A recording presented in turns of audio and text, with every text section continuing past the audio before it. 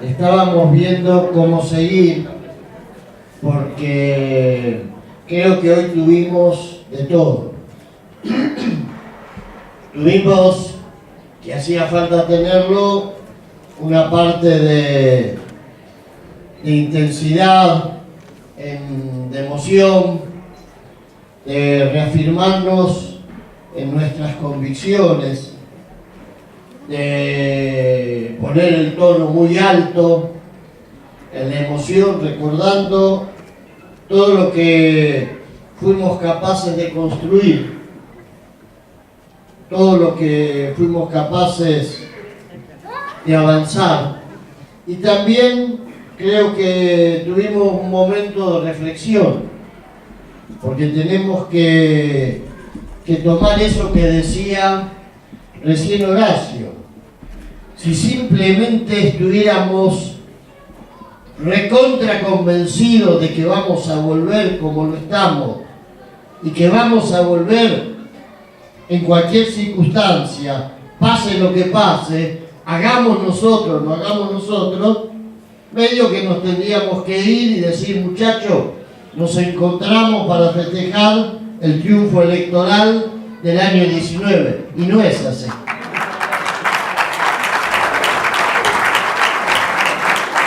Queridos, todos los que estamos acá somos militantes.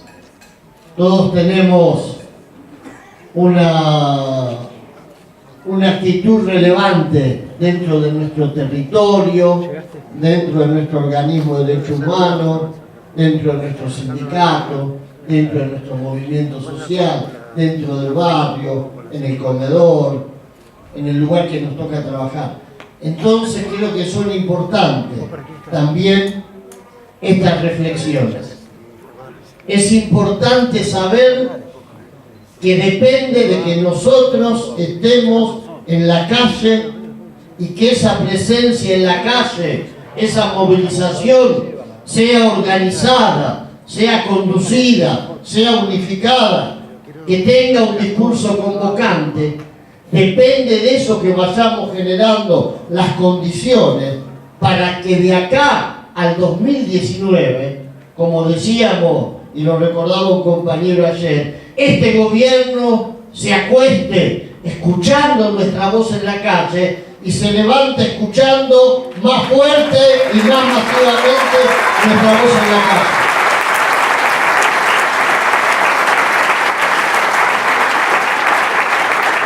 Y esto no requiere solamente de nuestra voluntad militante. Requiere de que seamos capaces de construir esos escenarios de lucha. Si cuando convocamos a los escenarios de lucha, los compañeros a los que convocamos tienen que retroceder en chancleta, si cuando los convocamos tienen que salir del acto pensando que atrás de ellos los van a correr con las motos, si cuando los convocamos a escenarios donde pierdan la convicción de que tienen que seguir estando, entonces estamos cometiendo un error quienes los convocamos. Y eso hay que asumirlo, y eso hay que discutirlo, como hay que discutir la construcción de escenarios de unidad. Porque el enemigo que nosotros tenemos es muy inteligente. No nos va a perdonar ninguno de nuestros errores. Acá se decía que se inicia de pronto, en algún momento sucedió una ola en la que el neoliberalismo, la derecha, esas expresiones, los grandes medios de comunicación, el poder financiero, los dueños del poder económico, en algún momento deciden que hay que ponerle la cuenta regresiva a los gobiernos populares en América Latina. Y para mí, lo digo muchas veces con los compañeros, que eso fue el año 2008. que empieza con el golpe al presidente Zelaya. Mel Zelaya en Honduras en el año 2008 es destituido y ahí aparece el primer juicio de una Corte Suprema, los militares vinculados al Pentágono, los grandes grupos mediáticos y sectores del poder económico que acorralan al pueblo hondureño. Y fíjense, empieza una ola que en Argentina se expresa en el conflicto de la sociedad rural y la mesa de enlace, que en Bolivia se expresa con el intento del separatismo en la media luna boliviana y el derrocamiento de Evo Morales, que en Ecuador asume la misma forma con una ofensiva fabricada desde los grupos de inteligencia de la embajada con los movimientos campesinos, o un sector de los movimientos campesinos. Y no es casualidad esa sincronía, esa sintonía de acciones que empiezan a generar las condiciones para erosionar a los gobiernos populares. Y Lugo en Paraguay. Bien, y Lugo en Paraguay también con el mismo método. Entonces, yo creo que esto que decía Noli, esa tercera oleada del neoliberalismo, que no nos encuentra, y coincido absolutamente, no estamos igual que estábamos en la década del 90. Y de esto dan cuenta los problemas que tiene este gobierno para poder hacer pie. De esto da cuenta los tremendos problemas que tuvo este gobierno para poder sostenerse ante la ofensiva de los sectores populares que salimos a enfrentar su política de ajuste. De esto da cuenta el que no hayan podido darle forma a la impunidad, que la necesitan como el agua, porque tienen que construir la retaguardia represiva de la política que está expoliando a los pueblos. Y lo quisieron hacer con el 2x1, y estuvieron las madres de Plaza de Mayo, las abuelas de Plaza de Mayo, el pueblo en la calle, y les dijo que no.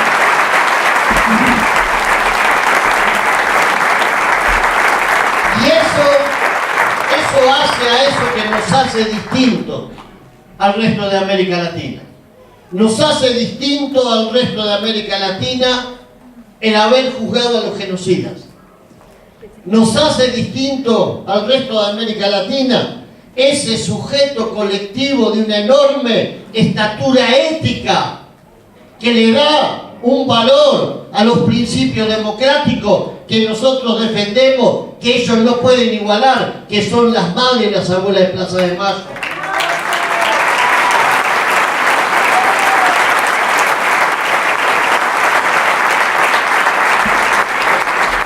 No existe en América Latina algo igual. Y no existe en América Latina un movimiento sindical con la fortaleza del movimiento sindical que tenemos en nuestro país. No hay. No hay. Han avanzado hasta el punto casi de destruir el movimiento sindical, de atomizarlo, de fragmentarlo, de convertirlo en una sombra de lo que fue en algunos países de América Latina. Pero acá no lo pudieron hacer. Acá lo intentaron una y otra vez y no lo pudieron hacer. Desde ya que tenemos discusiones hacia adentro del movimiento sindical. Desde ya que tenemos todavía que avanzar mucho para darle consistencia y fortaleza. Pero está claro que la base de afiliación que tenemos en la Argentina, la otra vez salió un artículo muy interesante de Zayat el domingo, recomiendo leerlo, claramente habla de que ese es uno de los puntales de la resistencia. Y hay que computar como parte de esa resistencia los movimientos sociales, que tienen que articularse con el movimiento sindical, no solamente por una cuestión de unidad. Tienen que articularse con el movimiento sindical porque los movimientos sociales, librados a su propia existencia, corren el riesgo de perder la brújula política y de terminar siendo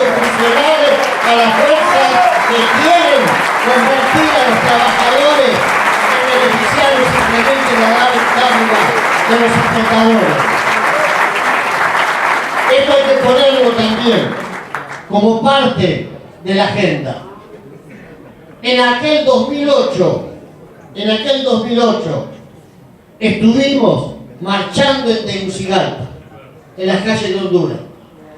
Y luego estuvimos, con poca diferencia de día, allá, en la media luna boliviana, bancando a Evo en un acto donde estábamos sitiados por una especie de clase dominante de ese sector que finalmente fue derrotado. Ahora fíjense ustedes, porque esto lo quiero traer a colación. El compañero Rafael de Brasil lo decía hoy, cuando decía, era la época en que la CTA no tenía apellido.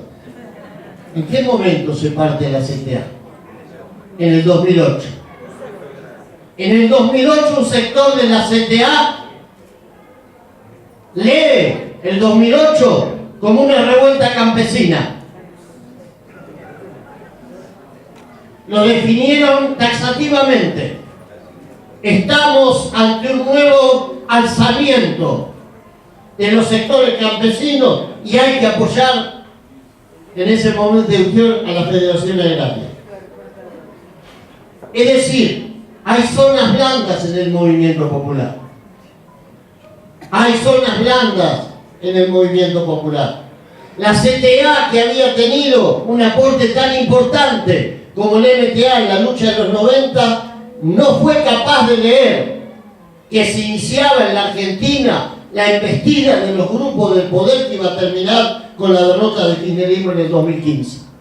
Y ahí estaban los grandes medios de comunicación, generando esa mentira de que el campo se ponía de pie para defender a todos los argentinos. Y ahí estaban los grupos económicos nadando. Ahí estaban aplaudiendo a los piquetes de la opulencia, los tipos con las 4x4 cargadas de armas largas y festejando la señora Carrió el canto a la democracia porque el pueblo se ponía de pie. Y lamentablemente un dirigente histórico de la CTA repetía lo mismo y hacía la misma caracterización. Y ahí se parte la CTA. Por supuesto, si me dan a elegir, hubiese sido mejor no partirse. Ahora, puestos a tener que definir, definimos claramente. Una central puede ser autónoma. Lo que no puede ser es neutral en el momento de la Casa de los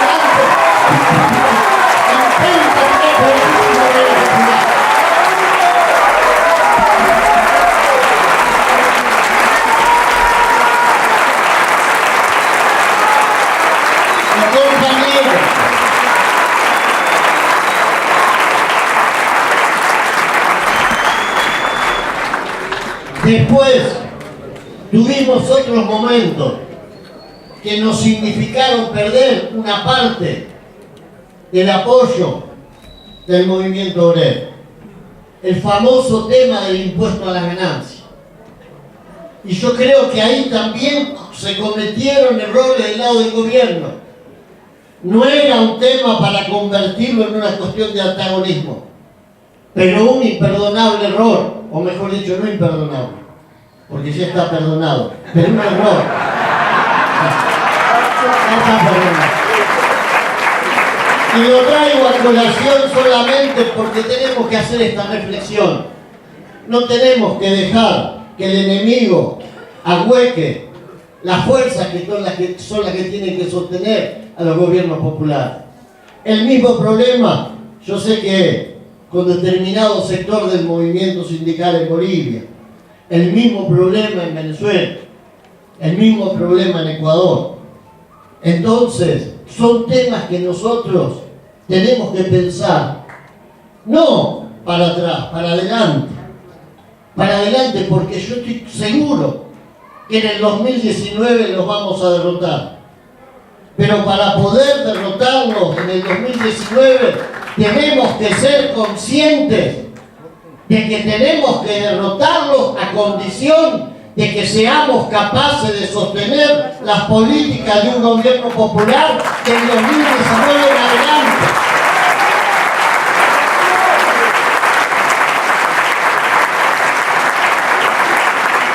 Y ahí sí que todo lo que sepamos construir en términos de organización de los trabajadores, de los movimientos sociales, de la juventud, del movimiento feminista, ahí sí que va a estar la prueba. Porque no es que estos tipos van a perder la elección por 4 puntos y van a decir, ay, qué lástima. Con todo lo que nos habíamos llevado y nos podíamos seguir llevando, mirá, con la deuda, mirá toda la plata que le prestamos a estos tipos y ahora perdimos la elección. Bueno, ¿qué va a hacer? Nos vamos, nos volvemos a casa, otra vez será, otra vez lo pensamos 2 veces, no va a pasar eso. Al otro día que haya asumido la compañera Cristina, o quien Cristina, en nuestra instancia de la Cámara,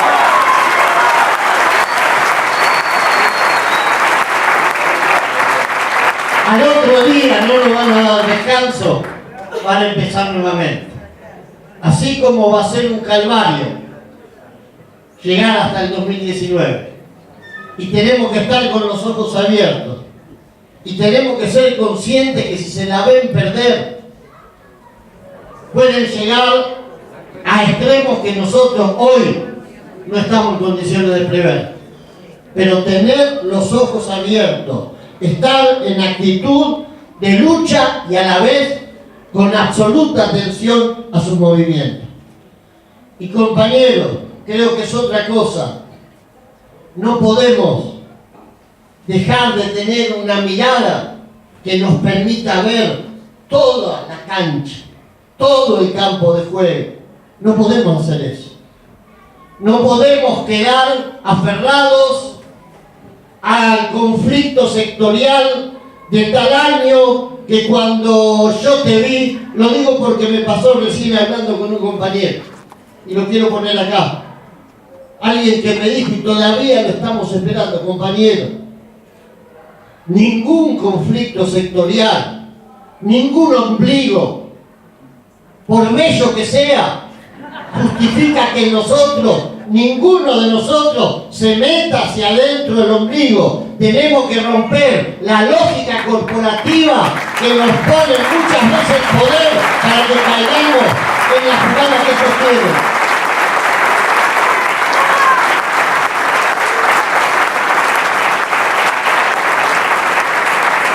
Y esto no quiere decir tomar distancia, no. No hemos tomado distancia nunca de ninguna lucha. Pero sí significa saber que un conflicto sirve cuando genera las condiciones y las correlaciones de fuerza que fortalece al conjunto. No cuando debilita, no cuando aísla. Pensemos en lo que viene. 2 minutos.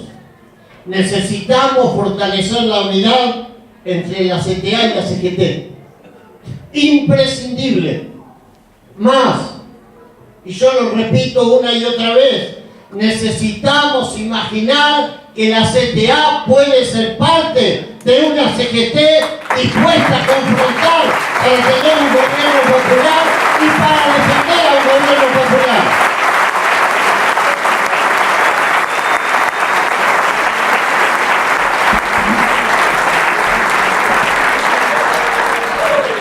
Necesitamos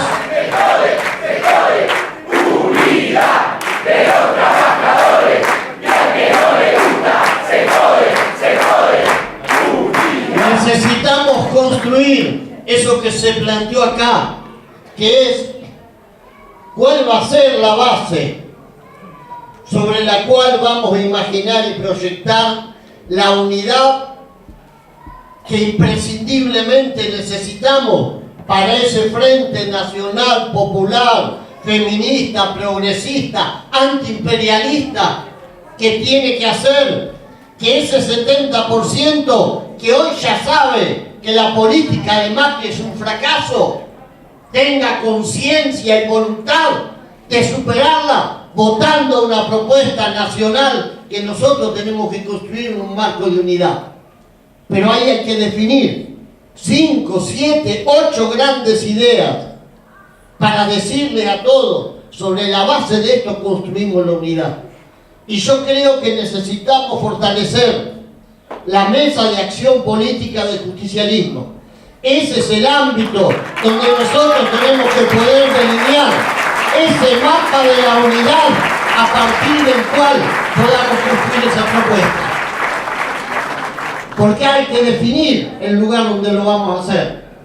Porque no podemos imaginar la unidad como partes de un todo que van a venir volando por el aire y un día se van a encastrar. No, eso hay que construirlo. Eso requiere poner inteligencia, tesón, voluntad. Si un compañero como Luis, con ese dedo índice que atemoriza, es capaz de meterlo en el dedo, ¿qué no tenemos que hacer todas las organizaciones del campo popular para poder construir? Y por último, tenemos definiciones que en pocos días más vamos a tomar de conjunto. Una es la posibilidad de una nueva jornada de lucha nacional. Creo que hace falta, es necesario.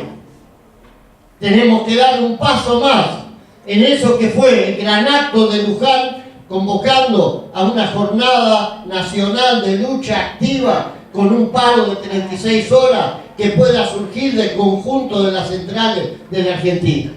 Tenemos que hacer lo posible para que esa convocatoria nacional surja de todos los sectores del movimiento sindical. Por primera vez sería importantísimo poder sentarnos y convocarlos juntos desde todos los sectores. Y hay que pensar en una gran movilización, como acá lo decían los compañeros de la Confederación Sindical de las Américas, Rafael Freire. Hay que pensar en una gran movilización para cuando se reúne el G20.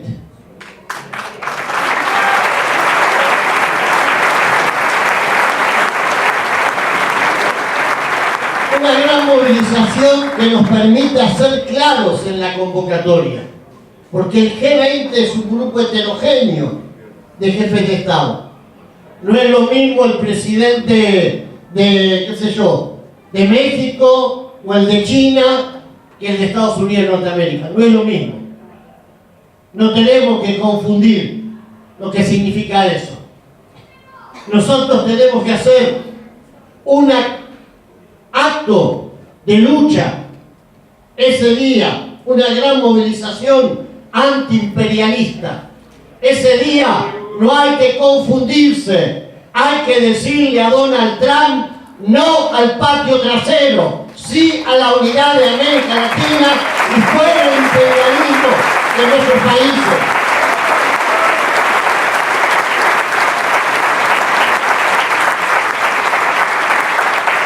El libre comercio, la expoliación de nuestros recursos naturales, la asimetría que nos quiere condenar a ser productores de productos primarios y ellos los que nos van a traer la tecnología. Y por supuesto, en ese acto nosotros tenemos que reafirmar nuestro rechazo al Fondo Monetario Internacional. Cualquier propuesta popular, cualquier propuesta que rescate la justicia social, cualquier propuesta que rescate los principios del peronismo, de la izquierda, del socialismo, cualquier propuesta que quiera poner en valor lo que significa la justicia social, un pueblo que no tenga hambre, un pueblo que no sufra persecución, un pueblo respetado. Cualquier propuesta de esa hoy parte de un punto: fuera el FMI de la Argentina, fuera el FMI de América Latina, y vamos por el gobierno popular.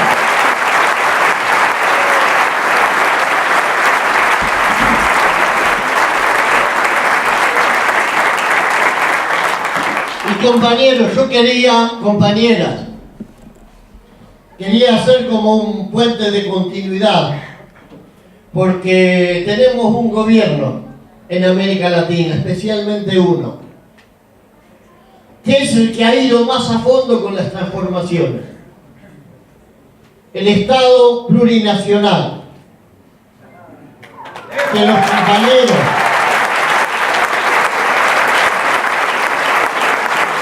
fueron capaces de construir, no solamente retoma la lucha de los 500 años de resistencia contra la opresión colonialista, retoma las banderas, las mejores banderas de las luchas de los grandes latinoamericanistas que fueron capaces de escribir páginas de gloria para nuestro continente. Pero una cosa es escribir páginas de gloria y otra cosa es construir la historia de la liberación del pueblo. Por eso nosotros queríamos cerrar esto con una presencia especial, que es la del compañero Sisto, en representación de Evo Morales, en representación de ese pueblo que fue capaz de esa construcción.